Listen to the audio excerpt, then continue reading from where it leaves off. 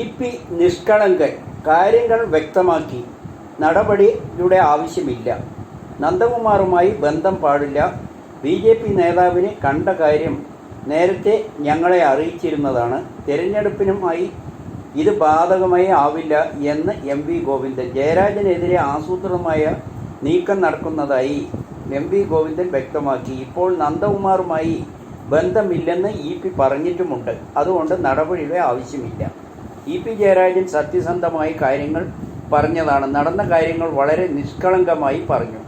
അദ്ദേഹത്തിനെതിരെ പ്രചാരവേല നടക്കുന്നുണ്ട്, പാർട്ടിക്ക് എല്ലാം ബോധ്യമായി കഴിഞ്ഞു. ഇ.പി.ക്ക് ശോഭയുടെയും നന്ദകുമാറിൻ്റെയും അവർക്കെതിരെ നിയമ നടപടി സ്വീകരിക്കും. ആരെയെങ്കിലും കണ്ടാൽ ഇടതു പ്രത്യയശാസ്ത്രം നശിക്കുമെന്ന് വിചാരിക്കേണ്ട. രാഷ്ട്രീയ എതിരാളികളെ കാണുമ്പോൾ അവസാനിക്കുന്ന അതല്ല പ്രത്യയശാസ്ത്രം ബോധമെന്നും പൈങ്കിളി സങ്കല്പമാണ് എന്നാണ് വിചാരിക്കുന്നതെങ്കിൽ അത് തെറ്റിപ്പോയി. ഇ.പി.യുടെ തുറന്നു പറച്ചിൽ തെരഞ്ഞെടുപ്പിനെ ബാധിക്കില്ല എന്നും സംസ്ഥാന സെക്രട്ടറി പറഞ്ഞു. ഇ.പി.യുടെ പേരിൽ നടപടിയെടുക്കാൻ കഴിയില്ല, മുഖ്യമന്ത്രിയും കുടുംബവും, മുഖ്യമന്ത്രിയാണ് ഇതിൻ്റെ സൂത്രധാരകനെന്ന് കെ മുരളീധരൻ പറയുന്നു. ഇ.പി.യെ പിന്തുണച്ച് ശോഭാ സുരേന്ദ്രനെ എതിരെയും ദല്ലാൽ നന്ദകുമാർ രംഗത്ത് വരുന്നു. ഇ.പി. ജയരാജൻ ശോഭാ സുരേന്ദ്രനെ കാണാൻ സാധ്യതയില്ല എന്ന ആധികാരികമായാണ് നന്ദകുമാർ പറയുന്നത്.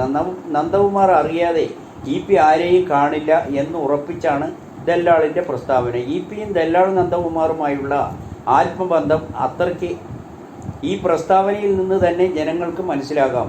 ശോഭാ സുരേന്ദ്രൻ്റെ വെളിപ്പെടുത്തലുകൾ നിഷേധിക്കുകയാണ് ഇ.പിയും ദല്ലാൾ നന്ദകുമാറും ഒരേ സ്വരത്തിൽ. ദിവസങ്ങൾക്ക് മുൻപാണ് നന്ദകുമാർ ശോഭാ സുരേന്ദ്രനെ നേരിൽ കണ്ട് കാര്യം പറഞ്ഞതും ശോഭാ സുരേന്ദ്രൻ നന്ദകുമാറിൻ്റെ വെളിപ്പെടുത്തലിന് മറുപടി പറയുകയും ചെയ്തു. 10 ലക്ഷം രൂപ വാങ്ങിയത് സ്ഥലം അഡ്വാൻസ് ആയിട്ടാണ് നൽകിയതെന്നാണ് അത് സമ്മതിക്കുകയും ചെയ്തു. പിന്നീട് നന്ദകുമാർ അതിനെതിരെ ഒന്നും മിണ്ടിയിട്ടില്ല. തെരഞ്ഞെടുപ്പ് ദിവസം ഇ.പിയുടെ കുമ്പസാര വെളിപ്പെടുത്തലും ശോഭാ സുരേന്ദ്രൻ മനോരമയ്ക്ക് നൽകിയ വിവരങ്ങളും കൂട്ടി വായിക്കുമ്പോൾ എവിടെയോ ചീഞ്ഞുപോയ സംഭവങ്ങൾ ഉണ്ടായതായും അതിൽ ബന്ധമുണ്ടെന്ന് തന്നെ തീരുമാനിക്കേണ്ടതാണ്.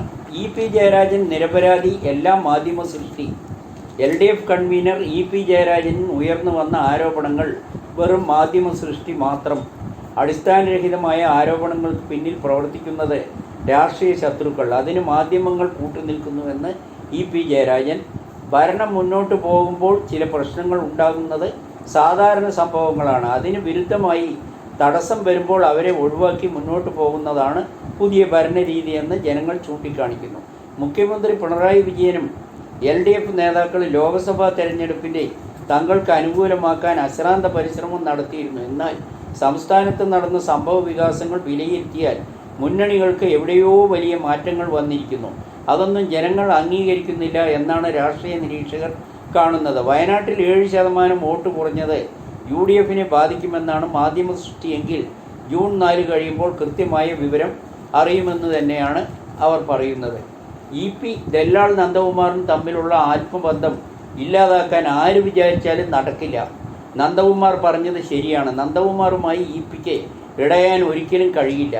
സരിതയെ വെച്ച് ഉമ്മൻചാണ്ടിക്കെതിരെ വിവാദങ്ങൾ ഉണ്ടാക്കിയ കഥകളെല്ലാം ജനങ്ങൾക്ക് നല്ലപോലെ അറിയും. അതിൽ പ്രധാന റോള് വഹിച്ചത് നന്ദകുമാറും ഇ.പിയുമാണ്. പിണറായിയാണ് പിന്നിൽ കളിച്ചതെന്നും ആത്മകഥകളെല്ലാം ഇ.പിക്ക് നന്ദകുമാറിനും കൃത്യമായി പങ്കുണ്ട്. അതെല്ലാം പുറത്തു വരാതിരിക്കണമെങ്കിൽ ഇവർ തമ്മിൽ ബന്ധം തുടർന്നേ മതിയാവൂ. ഇതെല്ലാം പിണറായിക്ക് നല്ല പോലെ അറിയാം. അതിൻ്റെ സൂചനയും നന്ദകുമാർ നൽകുന്നുണ്ട്. പാർട്ടിയുടെ തീരുമാനം പിണറായിയുടെ തീരുമാനം തന്നെയാണെന്നാണ് ജനങ്ങളും വിശ്വസിക്കുന്നത്. ഈ തിരഞ്ഞെടുപ്പിൽ LDF പരാജയപ്പെട്ടാൽ അതിന് ഉത്തരവാദികൾ മുഖ്യമന്ത്രിയും CPMഉം മാത്രമാകുമെന്ന ആരോപണങ്ങളാണ് ജനങ്ങൾ പറയുന്നത്. ഈ ലോക്സഭാ തെരഞ്ഞെടുപ്പിൽ വിജയം ഉറപ്പിക്കാൻ ചില തന്ത്രങ്ങൾ പുറത്തെടുത്തുവെങ്കിലും കഴിഞ്ഞ കാലങ്ങളെപ്പോലെ ബലവത്തായില്ല. ജനങ്ങളതെല്ലാം തിരിച്ചറിഞ്ഞു. പിണറായി വിജയൻ്റെ പരാമർശങ്ങളും പ്രസ്താവനകളും വിനയായി എന്ന് തന്നെയാണ് പ്രവർത്തകരും വിലയിരുത്തുന്നത്. മുസ്ലിങ്ങൾക്കിടയിൽ ഭിന്നിപ്പുണ്ടാക്കാൻ ശ്രമിച്ചു. രാഹുൽ ഗാന്ധിക്കെതിരെയും കോൺഗ്രസിനെതിരെയും നടത്തിയ പ്രസ്താവനകൾ മോദിയുടെ പരാമർശങ്ങൾക്ക് പിന്തുണയ്ക്കുന്നത് പോലെയായി എന്നാണ് ജനങ്ങൾ അഭിപ്രായപ്പെടുന്നത്. രാഹുൽ ഗാന്ധി പിണറായിക്കെതിരെയും LDFിനെതിരെയും ഒന്നും പറഞ്ഞിരുന്നില്ല. CPMൻ്റെയും പിണറായിയുടെയും ആക്രമണം അതിരുവിട്ടപ്പോഴാണ് രാഹുൽ ഗാന്ധി പ്രതികരിച്ചത്.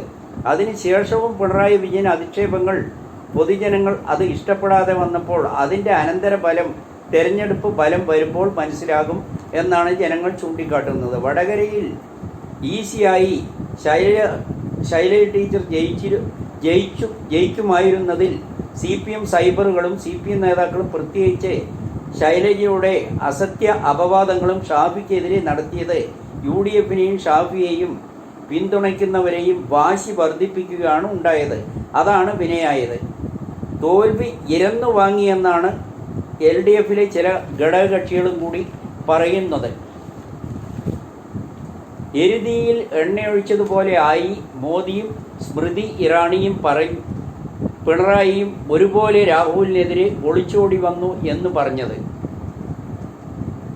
ജനങ്ങളെ ഇളക്കിവിട്ട അതേസമയം ആനി രാജിയും രാജീവ് ചന്ദ്രശേഖരനെതിരെ ഈ ആക്ഷേപം എന്തുകൊണ്ട് ഉന്നയിക്കുന്നില്ല എന്ന് UDF ചോദിക്കുന്നു. അതും UDF നേട്ടമുണ്ടാക്കിയതായി വേണം കരുതാൻ. നരേന്ദ്രമോദി കേരളത്തിലെത്തി പിണറായിയെയും കുടുംബത്തെയും കരുവന്നൂർ ബാങ്ക് കൊള്ള, സ്വർണ്ണക്കടത്ത് അടക്കം 1,00,000 കോടിയുടെ അഴിമതി നടത്തിയെന്നാണ് പറഞ്ഞത്. അതിൻ്റെ അരിശം വരെ രാഹുലിനെതിരെയാണ് പിണറായി തീർത്തത്. അതും UDF പ്രവർത്തകർ വാശിയിലായി മാറി. സ്വയം കുഴിച്ച കുഴിയിൽ LDF വീണു എന്നാണ് അവർ പറയുന്നത്. പിണറായി എത്ര ശ്രമിച്ചാലും രാഹുൽ ഗാന്ധി ആവാൻ കഴിയില്ല. രാജ്യം മുഴുവൻ ആരാധിക്കുന്ന രാഹുലിൻ്റെ അയലത്ത് നിൽക്കാൻ പിണറായി എന്ന PVക്കും PV എന്ന അൻവറിനും കഴിയില്ല. PV അൻവറുടെ പ്രസ്താവന കൊണ്ട് LDFന് കുറേ വോട്ടുകൾ നഷ്ടപ്പെട്ടു എന്നതാണ് ശരിയെന്നാണ് ആളുകൾ വിലയിരുത്തുന്നത്. PV അൻവർ ജനങ്ങളെ കാണുന്നത് എങ്ങനെയാണെന്നും പറയാൻ പോലും അർഹതയില്ല.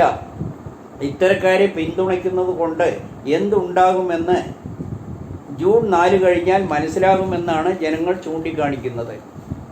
8 കൊല്ലത്തെ ഭരണത്തെപ്പറ്റി ഒരക്ഷരം പിണറായി ജനങ്ങളോട് പറഞ്ഞില്ല. കേന്ദ്ര ഭരണത്തിനെതിരെയും ഒന്നും പറഞ്ഞില്ല. ആകെ കേരളം മുഴുവൻ പറഞ്ഞത് CAA പ്രശ്നം കോൺഗ്രസിൻ്റെ പ്രകടന പത്രികയിൽ പറഞ്ഞിട്ടില്ല, സ്വന്തം കൊടി ഉയർത്തിയില്ല എന്ന് പറഞ്ഞ് രാഹുലിനെതിരെയും ഇന്ദിരാഗാന്ധിക്കെതിരെ വരെ മോദി എങ്ങനെ അധിക്ഷേപിച്ചു അതേ സ്വരത്തിൽ പിണറായി വിജയനും അധിക്ഷേപിച്ചു. ഇതെല്ലാം കോൺഗ്രസ്സുകാരെയും നിഷ്പക്ഷമായ ആൾക്കാരെയും വ്രണപ്പെടുത്തി മുസ്ലിങ്ങളെ ടാർഗറ്റ് വെച്ച് നടത്തിയ തന്ത്രങ്ങളെല്ലാം പാളിപ്പോയി. അല്ലാതെ EP ജാവ്ദേക്കറെ കണ്ടതൊന്നും ജനങ്ങൾക്ക് ഒരു വിഷയമേ അല്ല. പിന്നെ പിണറായി വിജയനെ കോൺഗ്രസ് കാണുന്നത് രാഹുൽ ജനങ്ങളുടെ ആരാധകനാണ്. ആകാശത്തുള്ള രാഹുലിനെ തൊടാൻ പോലും CPMനും പിണറായിക്കും കഴിയില്ല എന്നാണ് കോൺഗ്രസ്സുകാർ പറയുന്നത്. പിന്നെയാണ് ഇടതില്ലെങ്കിൽ ഇന്ത്യയില്ല എന്ന തമാശ പറയുന്നതിന് ജനങ്ങളുടെ ലക്ഷ്യം നഷ്ടപ്പെടുത്തുന്നത്. പിണറായിയെ വിദേശത്തുള്ളവർ പോലും എങ്ങനെയാണ് കണക്കാക്കിയതെന്ന് വിദേശത്ത് ഇരിക്കാൻ കൊടുത്ത ചെയർ കണ്ടാൽ അറിയുമെന്നും കോൺഗ്രസ്സുകാർ കളിയാക്കുന്നു. ജൂൺ 4 വരെയാണ് കാത്തിരിക്കേണ്ടി വരിക. വോട്ട് ശതമാനം കുറഞ്ഞതിൻ്റെ യഥാർത്ഥ കാരണം കണ്ടുപിടിക്കാനുള്ള തത്രപ്പാടിലാണ് മുന്നണികൾ. വോട്ട് ചെയ്തതുകൊണ്ട് വോട്ടർമാർക്ക് എന്ത് ഗുണം? പാർട്ടിയെയും നേതാക്കൾക്കും ഗുണമുണ്ടാക്കി കൊടുക്കാനാണോ എന്ന ചോദ്യവും ഉണ്ട്. ജനപ്രതിനിധികളോടുള്ള എതിർപ്പ് ശക്തമാണ്. രാജ്യ നന്മയ്ക്കല്ല രാഷ്ട്രീയക്കാരുടെ പ്രവർത്തനം. ജനങ്ങളെ പറഞ്ഞു പറ്റിച്ച് ഭരണം തേടുന്ന അതിന് എന്ത് കളവും പറയുന്ന അവസ്ഥ. തങ്ങളുടെ ഗുരുതരമായ വീഴ്ചകൾ മറച്ചുവെച്ച് ജനങ്ങളെ പമ്പരകുട്ടികളാക്കാൻ ശ്രമിക്കുന്നു. പാർട്ടികളോട് ജനങ്ങൾക്ക് ഒരു വിശ്വാസ്യതയുമില്ല. അതാണ് വോട്ട് കുറയാൻ പ്രധാന കാരണമെന്നാണ് ജനങ്ങൾ പറയുന്നത്. 5% കുറവ് വന്നത് ഒരു വലിയ പ്രശ്നമല്ല. ഭൂരിപക്ഷം കുറയുമെന്നല്ലാതെ വലിയ പ്രശ്നമൊന്നും ഉണ്ടാകുന്നില്ല എന്നാണ് അവർ പറയുന്നത്. ഇടതിനാണ് ഈ തെരഞ്ഞെടുപ്പിൽ സ്പീഡ് കുറഞ്ഞതെന്നാണ് അവർ പറയുന്നത്. അണികൾക്ക് പോലും ആത്മവിശ്വാസ കുറവുണ്ടായി. ഇടത് ഭരണം ഇങ്ങനെ ആവരുത് എന്ന് യഥാർത്ഥ കമ്മ്യൂണിസ്റ്റുകാർ വിശ്വസിക്കുന്നു. ജനങ്ങളുടെ ചോദ്യങ്ങൾക്ക് മുന്നിൽ പിടിച്ചു നിൽക്കാനായില്ല. ഭരണപരാജയം പ്രധാനം. പാർട്ടിയെ ഇപ്പോൾ നിയന്ത്രിക്കുന്നവർ ശരിയല്ല, പാർട്ടിയുടെ ആശയം നഷ്ടപ്പെടുത്തുന്നു തുടങ്ങിയ പല കാരണങ്ങൾക്ക് 3 മുന്നണിയും ഉത്തരവാദികളാണ്. ഭാവിയിൽ ഇതിൽ കൂടുതൽ വോട്ട് ശതമാനം കുറയുമെന്നും അവർ അഭിപ്രായപ്പെടുന്നു.